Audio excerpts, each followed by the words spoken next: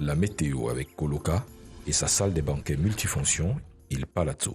Bonsoir à tous et à toutes, ravi de vous retrouver. J'espère que vous avez passé un excellent dimanche. Cette nuit, le temps sera calme dans la majeure partie du pays avec possibilité de pluie isolée sur la bande côtière vers l'ouest du Cameroun. Et nous allons le voir en détail tout à l'heure. Au niveau des températures, aucune ne sera en dessous de 20 degrés, c'est-à-dire que la température la plus basse est à 21 degrés, on a même 22 au nord-ouest et 22 encore dans la région de l'Adamawa. Donc attention aux coups de chaleur dans la nuit. En détail, au centre Cameroun, c'est un ciel éclairé et nuageux tout au long de la nuit. Demain matin, des températures assez agréables partant de 24 jusqu'à 26 degrés. Ensuite, au nord-ouest Cameroun, c'est 23 degrés à Home, 23 à Foundon. Ce soir, demain matin, ça va redescendre, ça ira de 17 à 19 degrés. Nous terminons avec l'ouest Cameroun. Quelques averses observées à Bafan ce soir avec des orages, mais demain matin, ça sera un temps très calme dans toutes les villes avec un beau paysage. Pour votre culture, n'hésitez pas à aller visiter de plus près la chefferie traditionnelle de Banjul. À très bientôt.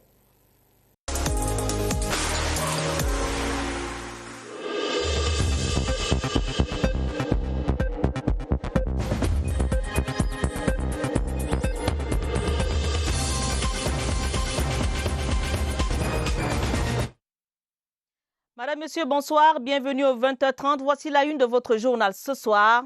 Jour J-7 pour célébrer la femme et davantage pour rappeler son rôle, son apport, son importance et sa place incontournable dans la société. Le 20h30 dessert le pagne qui étouffe parfois la bonne perception de la GIF.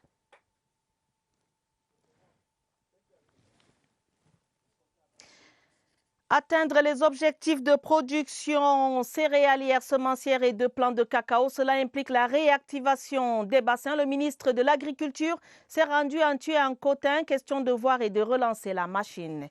Et puis, phase éliminatoire Cannes 2021, Antonio Conceição convoque ses joueurs. La liste du sélectionneur a été publiée cet après-midi.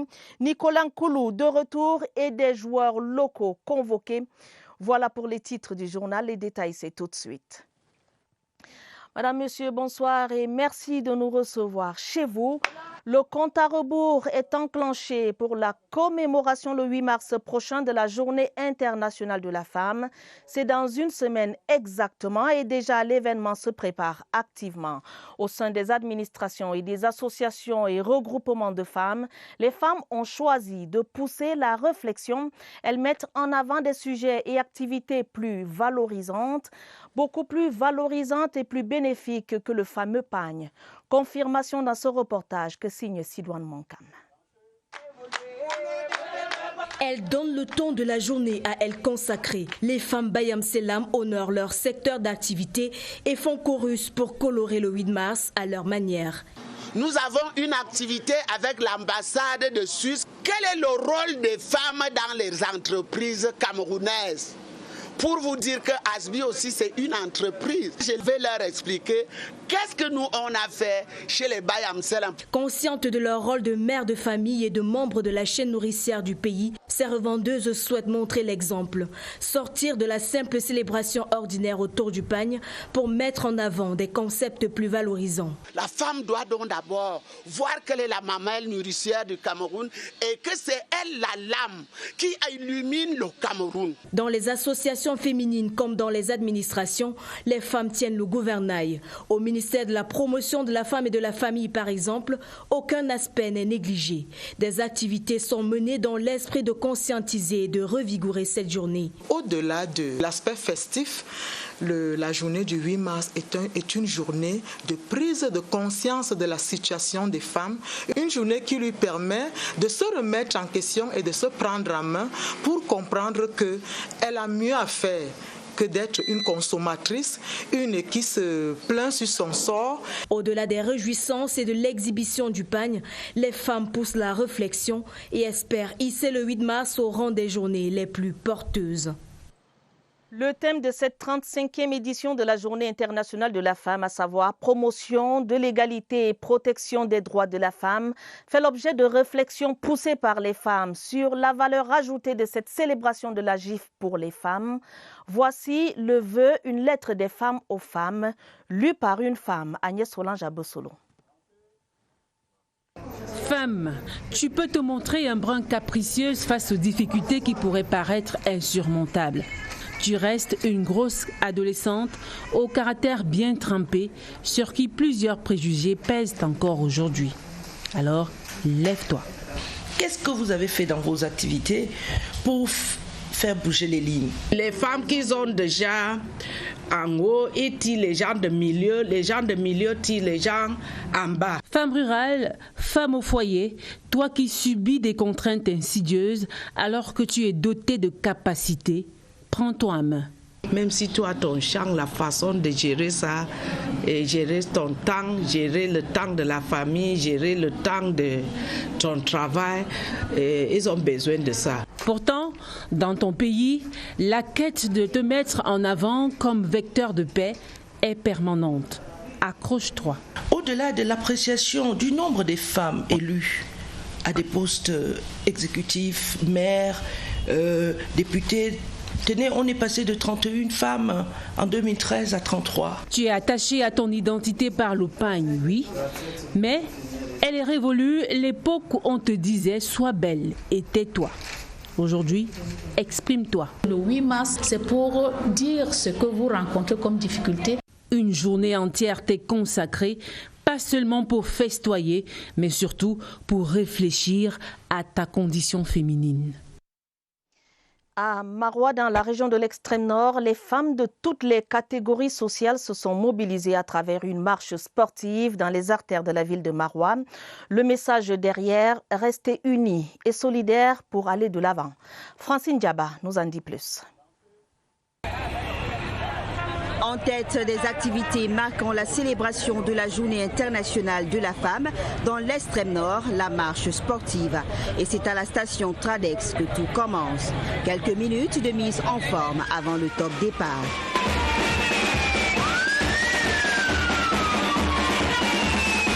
Tout au long de la double voie de Domayo jusqu'au carrefour Djarma pour chuter à l'esplanade des services régionaux, loin d'être une compétition, mais la résistance des femmes de toutes les catégories sociales ont fait preuve d'unité et célébré le vivre ensemble. C'est l'occasion pour les femmes de la région de l'extrême nord de sortir et de montrer, de se rassembler, de montrer en fait qu'elles ont leur mot à dire, qu'elles sont présentes. Nous retrouver parmi d'autres sœurs, ça nous a apporté beaucoup. On espère qu'on aura d'autres occasions comme ça. Les Amazones de la CRTV ont apporté une touche particulière. Elles étaient les stars de l'événement. Le numéro 1 de la région et son épouse étaient également aux couleurs de la CRTV. Nous avons vu les femmes sortir massivement. Nous leur demandons tout simplement d'aller de l'avant. La marche sportive était belle.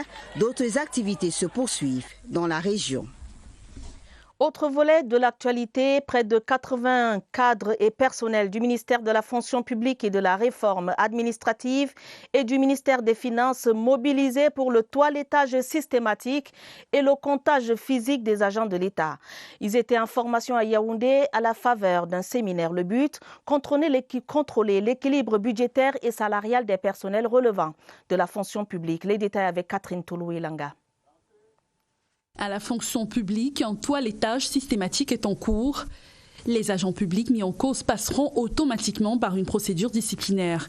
L'opération de comptage physique des personnels de l'État menée depuis le mois d'avril 2018 par le ministre des Finances a pris un caractère plus effectif. Un dispositif institutionnel a été mis en place et mobilisera près de 80 personnels relevant tant du ministère de la fonction publique que celui du ministère des Finances pour accompagner le Conseil permanent de discipline de la fonction publique pour vider les rôles dans un délai de 6 mois. Cette opération de traitement des dossiers issus du comptage physique des personnels de l'État permettra à l'État du Cameroun de consolider les économies budgétaires pour une meilleure maîtrise des effectifs de la fonction publique.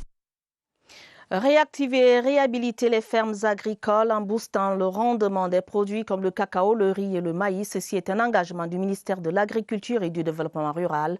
Le ministre Gabriel Mbaye-Robé l'a fait savoir lors d'une visite de travail à Avangan, près d'un Cotin, et en Thuy, région du centre. Plus de détails avec José Gaïtan Tchanga. La ferme d'Avangan est un modèle pour la production mécanisée du riz. De la préparation des sols au planage, en passant par le repiquage à la récolte et au décortiquage, l'automatisation est poussée. Mais ce centre a besoin d'un second souffle. Nous sommes allés visiter cette ferme pour toucher du doigt les problèmes de gestion d'eau, les problèmes de production de semences, les problèmes d'entretien du matériel et les problèmes de formation. La production sémencière étant limitée, les moyens d'action des producteurs accusent un coût. Nous avons une superficie de 7 hectares, mais en réalité nous avons un espace cultivable de 200 hectares. Et nous n'avons pas encore mis les 200 hectares en valeur, faute de moyens. En Tui, dans l'Omba-Mekim, il faut réhabiliter les fermes sémencières pour compenser le déficit de production du cacao et des produits de rente. Nous avons entre 8 et 9 millions de plants de cacao alors que la demande est de 20 millions. Donc nous venons voir ces fermes pour voir dans quelle mesure nous pouvons réactiver ces fermes, les réhabiliter de manière à atteindre nos objectifs. Toutes ces mesures et bien d'autres ont un facteur commun, la relance de la production et la croissance. Une vingtaine de projets financés pour rendre les jeunes et les femmes de l'extrême nord plus autonomes. La phase 2 de l'opération IMO affiche des résultats qui réjouissent. De nombreux emplois sont également créés sous la conduite de responsables techniques chargés des infrastructures. Le Programme national de développement participatif a fait son bilan dans le Diamaré et dans le Logo-Nechari. Daniel Menanga complète cette information. Pour le décollage de Marvac, 80 km de Marois dans la région de l'extrême nord. Ici, 200 jeunes sans distinction de genre sont désormais outillés pour transformer leur propre richesse locale. Ce projet et 19 autres sont contenus dans le contrat avec le Programme national de développement participatif et les partenaires au développement. Nous sommes sur le site de Diagalaï. On a à la fois des cultures pluviales et aussi des cultures de contre-saison, tant en termes de maraîchage que de production de sorgho de contre-saison. Les populations produisent beaucoup, mais ne disposent pas d'infrastructures appropriées pour la partie conservation. Le PNDP, l'opération IMO, a essayé d'accompagner la commune. Le PNDP, c'est-à-dire l'État et les partenaires français, ont mis sur pied un système de suivi pour le travail exécuté pendant 6 mois, un salaire, une épargne déduite et une formation offerte. Il y a des communes qui ont constitué ce qu'on appelle un peu le cadre Pôle emploi pour certaines communes. Et là également, ces Pôle emploi-là pourront effectivement regarder quelle est la tenue, la stabilité des jeunes qui sont sur place. En matière d'infrastructure, la revue périodique est faite de manière à voir si l'infrastructure est à problème ou pas. Plus de 6 milliards de francs CFA ont été mis en jeu grâce à l'État et à l'appui financier de l'Union européenne, géré par l'Agence française de développement. La mobilisation des populations à Bogo, Guémé ou Diagalaï témoigne de la transformation des vies via IMO PNDP phase 2. Quittons le champ économique pour le champ politique. Des réactions qui continuent de nous parvenir après la proclamation des résultats de l'élection législative par le Conseil constitutionnel. Dans la région du Nord, les candidats élus sous la bannière du RDPC, de l'UNDP ou du FSNC saluent le caractère démocratique du processus ayant abouti au résultat partiel. Iya Chamalim de CRTV Nord. Accueillis avec joie par les candidats élus dans le Nord, la proclamation des résultats des élections législatives par la Cour constitutionnelle a été suivie avec beaucoup d'intérêt. On savait plus ou moins, mais enfin aujourd'hui c'est confirmé. Un ouf de soulagement, sentiment de fierté. Ce poste-là, Dieu merci, nous l'avons obtenu. Pour les candidats élus, cette confirmation légale, teintée d'un sentiment du devoir accompli, est venue mettre un terme à plusieurs jours de suspense. C'est le résultat d'un travail de 6 ans. Je voudrais donc remercier tous ceux qui ont œuvré pour cette victoire. Je remercie toutes les populations pour m'avoir fait confiance. Au-delà des félicitations, les députés issus des 3 bords politiques, à savoir l'UNDP, le FSNC et le RDPC, sont conscients des défis qui les interpellent pour les 5 prochaines années. Il manque des forages, il manque des salles de classe, il manque des tables bancs. J'ai beaucoup de projets à caractère social sur la jeune fille. Amener de l'emploi et des infrastructures chez nous, faire en sorte que les femmes aient un peu plus d'autonomie. Le cap est déjà fixé avec des chantiers herculiens au regard des attentes des populations. La nouvelle équipe dirigeante de la commune d'Ongouti dans le coupé Maningouba est en poste. Pour le maire George Enotong, reconduit à la tête de la municipalité, la priorité sera l'accélération du développement local. Stéphane Tala de CRTV Sud-Ouest. Les 25 conseillers municipaux de la commune d'Ongouti ont par acclamation renouvelé leur confiance au maire George Enotong au cours d'une session de plein droit tenue dans la salle des actes de cette collectivité. En leur exprimant sa gratitude, le maire a promis de donner un nouveau visage à Ngouti. Il entend multiplier les projets d'électrification et d'approvisionnement en eau potable dans les 54 villages de cette municipalité. Il y a également la construction des routes entre autres infrastructures afin de permettre aux populations de vivre dans des conditions meilleures. Au cours de cette session qu'a supervisé le sous-préfet d'Ongouti, Kevin Oben, le représentant du comité central du RDPC, Ngole Philippe Ngwese, a invité les conseillers municipaux à œuvrer pour la paix et pour un retour rapide à la normale dont les premiers signes sont déjà perceptibles. Le maire George Enotong sera accompagné au cours de ce deuxième mandat de 5 ans par Cyprien Essengemu Eswa et Grace Enyong Akame, élus premier et deuxième adjoint. À Ngaoundéré, dans la Damawa, une marche de soutien au président Paul Biya et de protestation contre l'ingérence étrangère dans les affaires internes s'est déroulée dans les artères de la ville. Des habitants, mais aussi des chefs traditionnels et autres patriarches ont tenu à rappeler le caractère souverain de l'État du Cameroun. Daniel Belinga Nguene pour plus de détails. Sur plus de 9 km, ils ont, dans une foule constituée de tous les âges, sans distinction d'appartenance tribale ou sociale, sillonné les artères de la ville, sur moto, voiture et même à cheval, sans oublier la grande masse pédestre. Ils ont tenu à rappeler la souveraineté de leur pays. Je suis venu également marcher pour dire que le Cameroun est un État souverain. Le Cameroun est un État libre et indépendant. Dans les rangs des marcheurs, l'on pouvait clairement reconnaître le patriarche El Hadj Mohamedou Abo Ousmanou qui a signifié son indignation en ces termes. Son Excellence Paul Biya est le seul maître du Cameroun. Aucun pays ami, encore moins une ONG, ne peut le dicter.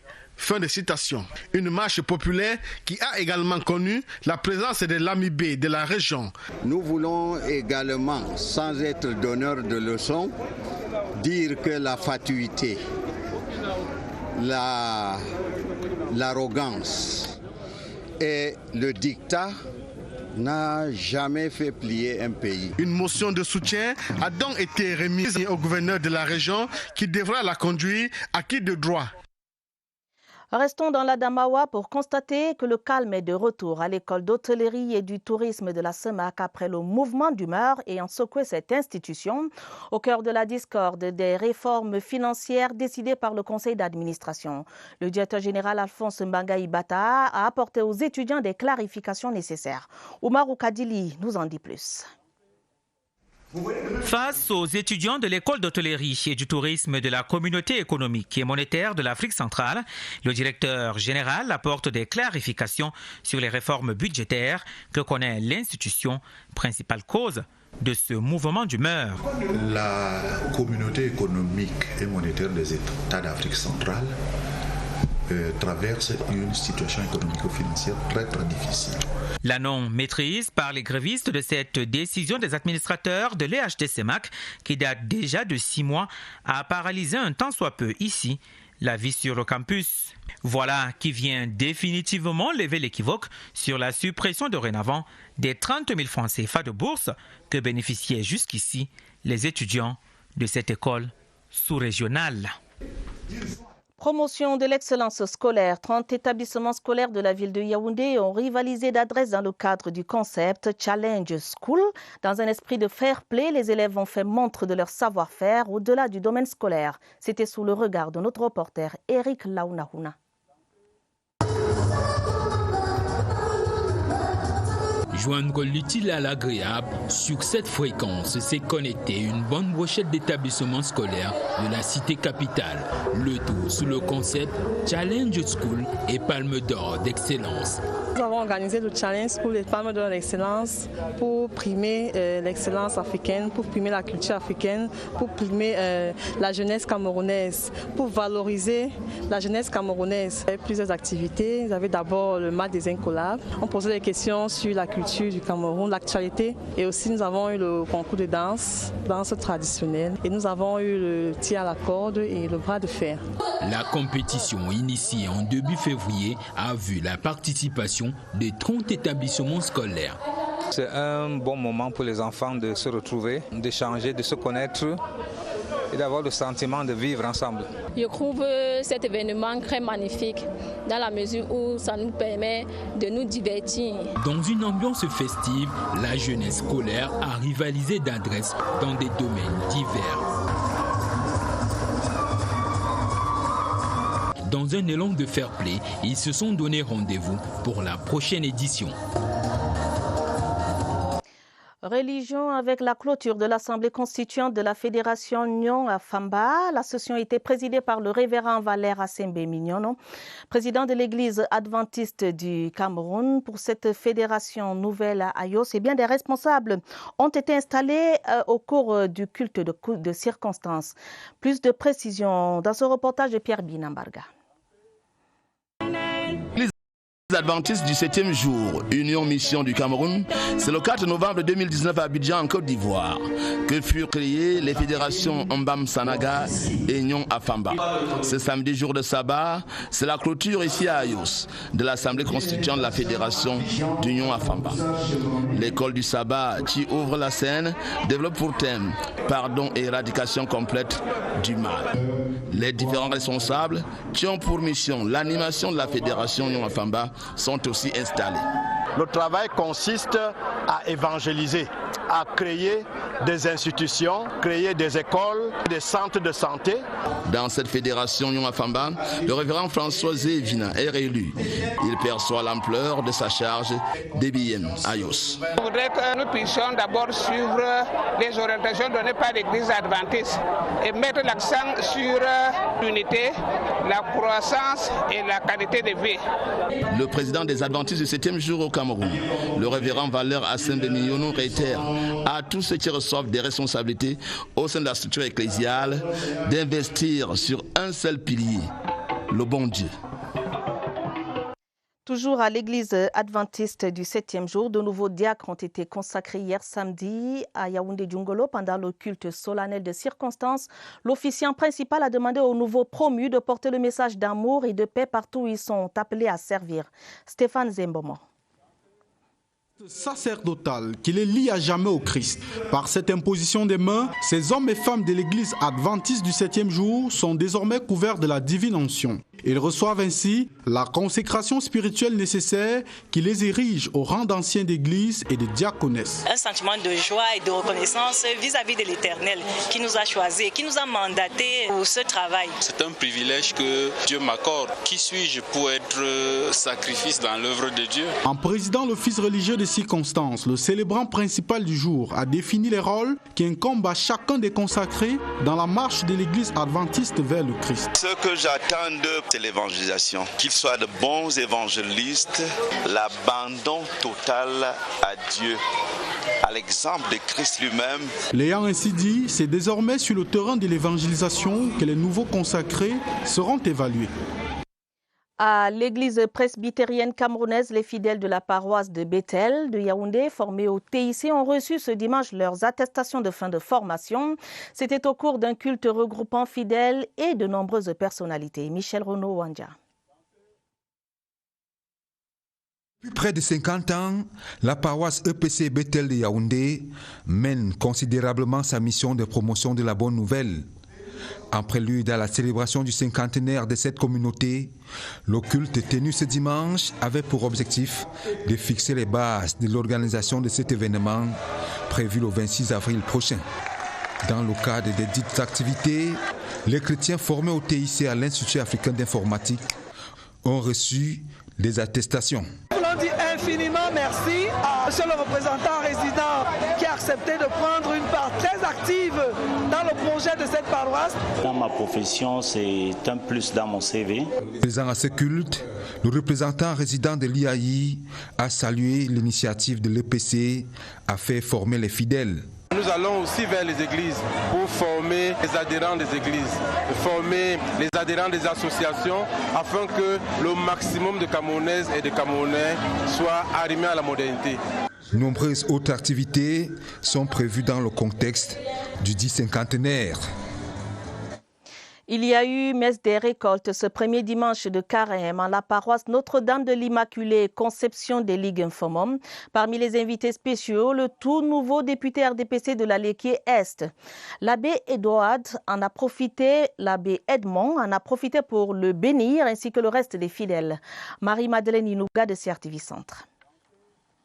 Mise en pratique ce verset biblique tiré du premier chapitre du livre d'Agée qui dit ceci: Montez, apportez du bois et bâtissez la maison. J'en aurai la joie, je serai glorifié, dit l'Éternel. La moisson des fidèles a en effet été abondante à la paroisse Notre-Dame de l'Immaculée Conception des Ligues Infomum. L'état d'avancement des travaux est satisfaisant pour moi. Le coût des dépenses, on serait déjà dans les 70 millions. Aujourd'hui, nous avons eu presque 4 millions.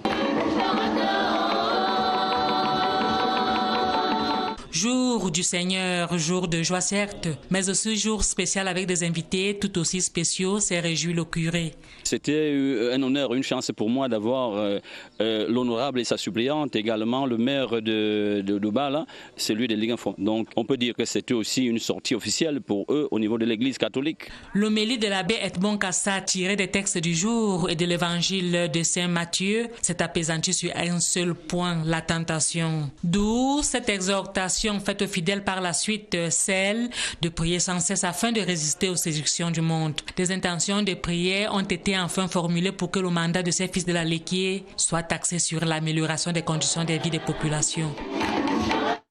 Sortons des églises pour aller sur nos routes, combattre l'excès de vitesse et le mauvais dépassement. Voilà entre autres les principales missions des éléments de la gendarmerie nationale sur les axes routiers ce week-end. Sur la route Yaoundé-Douala, les contrevenants ont eu maille à partir avec les opérateurs de radar, sans pitié sur la moindre vitesse supérieure à celle indiquée. Les détails avec Pierre Evembe. C'est un jeu de chat et à la souris que les usagers indélicats mènent avec ces hommes spécialisés dans le camouflage. Ces opérateurs de radar donnent des sueurs froides à tous ceux-là qui prennent l'axe routier avec des intentions à faire rougir les bérets rouges. Sur l'axe Yaoundé-Douala, l'excès de vitesse est l'ennemi numéro 1 des Pandores. Et lorsque vous êtes flashé, ces équipements sophistiqués vous répertorient et vous n'avez que vos poches pour pleurer. À flasher les usagers à partir de la vitesse de 70 km/h. Et jusque-là, vous êtes toujours au-dessus de cette valeur-là. Vous avez roulé à 78 km/h. Ce qui constitue l'infraction de non-respect de la limitation de vitesse. Mais l'opération de sécurité routière est claire. La gendarmerie n'est pas là à la recherche de l'argent. Mais nous voulons éviter au maximum les accidents. C'est pour ça que nous mettons l'accent sur les excès de vitesse. Bien que les usagers allèguent le manque de visibilité des plaques de signalisation sur les routes, les gendarmes prennent leurs dispositions pour que le bruit de leur sifflet ne soit ni contesté ni contestable. Zachary Niman, ancien journaliste à la CRTV et ancien parlementaire, vient de présenter au public de Douala son nouvel ouvrage intitulé « Collège de Mazenod de Ngaoundéré, un flambeau du vivre ensemble ». Avec une ferveur saisissante, l'auteur décrit cet établissement comme une enseigne du vivre ensemble qui demeure, un symbole fort de multiculturalisme. La cérémonie de dédicace a été vécue par Marie-Vonne Vondo. L'eau a coulé sous les ponts, mais Zachary Niman garde la mémoire fraîche. Une partie de la vie de l'ex-journaliste principal de la CRTV est retranscrite dans le livre. Sa scolarité au collège Mazenod, que l'auteur présente comme un flambeau du vivre ensemble. Il nous faut, au-delà de l'environnement sociopolitique que nous traversons, retrouver des valeurs fondamentales qui bâtissent l'homme dans son entièreté.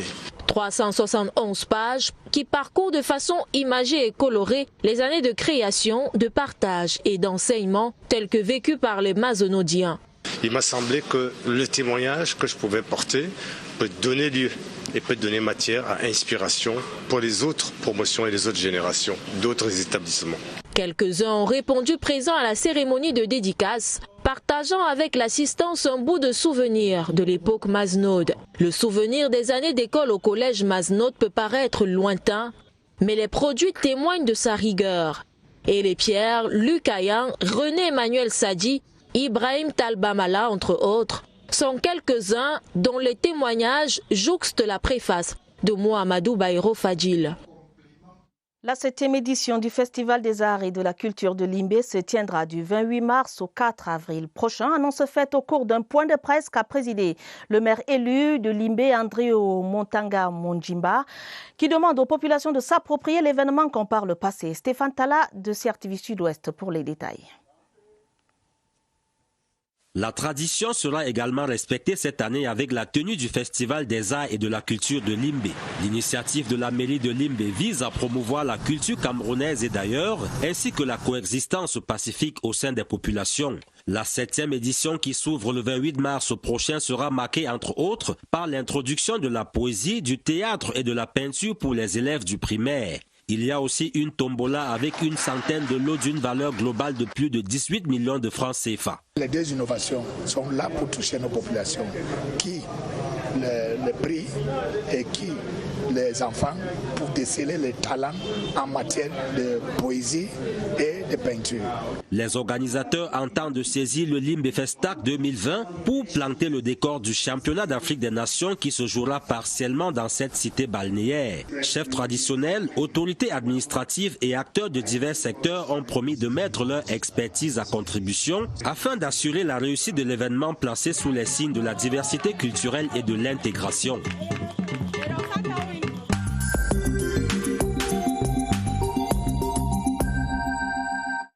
Place maintenant à l'artiste de la semaine. Tapis rouge ce soir à Claudia Fochou, connue sous le nom de Princesse Claudia.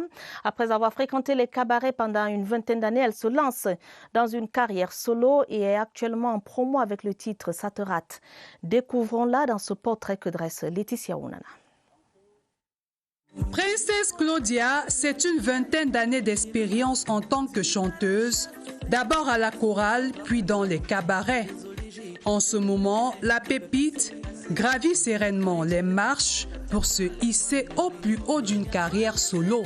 Maintenant tu veux revenir, désolé mon chéri, t'as voulu jouer, voilà l'amour qui t'a loupé. Ça te rate, c'est le titre. Le single actuellement en promo 237 invite les femmes à se prendre elles-mêmes en charge. Lève-toi, arrête de penser que tout doit être acquis parce que tu es une femme. Bats-toi pour ce que tu es, pour qui tu es. Donne-toi la valeur que tu mérites d'avoir. 3 autres singles sont en gestation avant l'album annoncé pour 2021. L'artiste proposera alors, au-delà de ses compositions, quelques reprises comme au cabaret.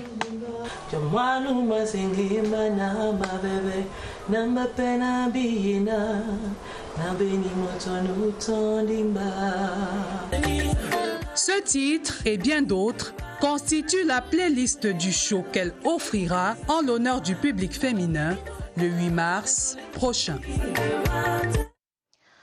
En sport éliminatoire CAN 2021, le Cameroun affronte le Mozambique le 26 mars prochain au stade de la réunification de Bépanda Douala. Le sélectionneur des Lions Indomptables a convoqué ses joueurs ce dimanche. Ils sont 33 au total pour ce qui est de la liste provisoire et dans la liste d'Antonio Conceição. On note le retour de Nicolas Nkoulou, champion d'Afrique en 2017. La liste des Lions avec Évariste Eyenga. Tony Conceição, le sélectionneur des Lions, a opté pour le renouvellement, le maintien et le retour en sélection. Sur les retours, celui de Nicolas Nkoulou est une réponse aux attentes du public qui en a formulé de multiples demandes. L'ancien capitaine des Lions Indomptables revient à l'équipe après 3 années de retrait volontaire. 2 autres joueurs ont aussi été rappelés. Le défenseur Alan Nyom de Retafe en Espagne et l'arrière-gauche Fabrice Ngah du Raja de Casablanca, titulaire du match amical Koweït-Cameroun et titulaire de l'équipe type de la CAF en 2019. 3 nouveaux joueurs de la diaspora font leur entrée dans la tanière. Jean Junior Onana, milieu de terrain de 20 ans de Lille en Ligue 2 française. Samuel Umgwet du SCR Altach, le 8e du championnat d'Autriche. Et Brice Yann Eteki, milieu de terrain de Grenade en Espagne. 2 joueurs sont issus du championnat local. Le gardien de but est Panel Letizi du Stade Renard de Mélon, stagiaire des Lions à Prime, et Aboubakari Sidiki de l'Union de Douala. 33 joueurs ont été présélectionnés. L'effectif des 23 de la liste définitive reçoit le Mozambique le 26 mars prochain. Match comptant pour la 3e journée des éliminatoires de la CAN 2021. Ce sera à stade de la réunification, selon la CAF. Et toujours en sport, Jeux Olympiques de Tokyo 2020, déjà 5 qualifiés pour le Cameroun. Wilfried Seyi en boxe et Sarah Hanfou Nana au tennis de table sont maîtres de leur ticket.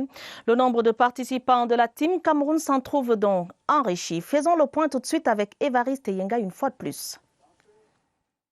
C'est provisoire. Jusqu'ici, seulement 5 athlètes camerounais participeront aux Jeux Olympiques de Tokyo 2020. Il y en a 3 boxeurs. Wilfried Seyi, médaillé de bronze à la première épreuve de qualification refermée à Dakar hier samedi. Le porte-étendard de la Team Cameroun 2016 a imité Albert Ayissimengue, des 69 kg, médaillé d'or de la même compétition, mais qualifié après sa victoire en demi-finale. C'est à la même étape des demi-finales que Maxime Yenyong Djenyo, des plus de 91 kg, a arraché son ticket pour les Jeux Olympiques de Tokyo 2020. Il a, en marge, décroché une médaille d'or à Dakar, au Sénégal, mercredi dernier. D'autres pugilistes devront encore boxer pour se qualifier. Sarah Hanfou Nana l'est déjà. Elle va représenter le tennis de table à Tokyo. La pongiste s'est classée 2e au terme du tournoi de Rades en Tunisie, derrière la Nigériane Oshonaike Funke. Sarah a intégré la Team Cameroun vendredi dernier. Lui, il a été le plus rapide, le premier Camerounais qualifié. Emmanuel Essémé a obtenu son ticket au mois d'août 2019 lorsqu'il a fait tomber le record du 200 mètres messieurs au stade Omnisport de Yaoundé. Record désormais fixé à 20 secondes 30. D'autres athlètes ont déjà un pied à Tokyo. C'est le cas de Vanessa Mbala à Tangana et Hélène Weze Dombe. La sélection nationale féminine de football est aussi à 180 minutes de Tokyo 2020. Parlons maintenant de cricket. Le Cameroun a affronté cet après-midi une sélection de ressortissants indiens vivant au Cameroun. C'était un prélude à la journée mondiale du Commonwealth. Plus de détails dans ce reportage de Robert Badjek. C'est un match amical qui n'a en réalité d'amical que le nom. En toute sportivité, l'équipe camerounaise et une sélection de ressortissants indiens vivant ici ont offert du beau spectacle au public qui a effectué le déplacement du lycée général Leclerc de Yaoundé. La rencontre, remportée 110 runs à 41 par le Cameroun, intervient en prélude à la célébration de la journée mondiale du Commonwealth. Les expressions sont très bonnes, c'est très positif. Positif dans le sens où c'est un match, un jeu qu'on considère comme nouveau au Cameroun, parce qu'il n'y a pas beaucoup de gens qui maîtrisent ça. La coopération Inde-Cameroun en ressort renforcée. Le Cameroun s'améliore. Ce match permettra de renforcer les liens de partenariat entre nos deux pays. Pour la fédération qui a vu 2 de ses poulains formés récemment en Inde, ce ne sont là que les prémices d'apports plus conséquents. C'est un partenariat qui a beaucoup d'avenir. Nous sommes chanceux d'avoir son Excellence, Monsieur le Haut-Commissaire de l'Inde au Cameroun ici avec nous dans cette cérémonie qui est en même temps une cérémonie du Commonwealth. Ce match a également servi de rencontre de rodage à l'équipe nationale en prévision aux compétitions internationales imminentes. Voilà qui met un terme au journal ce soir. Journal préparé en compagnie de Franck Kevina, Alex Kokola et Mariam Mazoum. Prochain rendez-vous avec l'info, ce sera à minuit. Georges Marcel Messila et Gilbert Onguédé seront en votre compagnie. Dès demain pour les éditions du 20h30 semaine, retrouvez Adel Bala.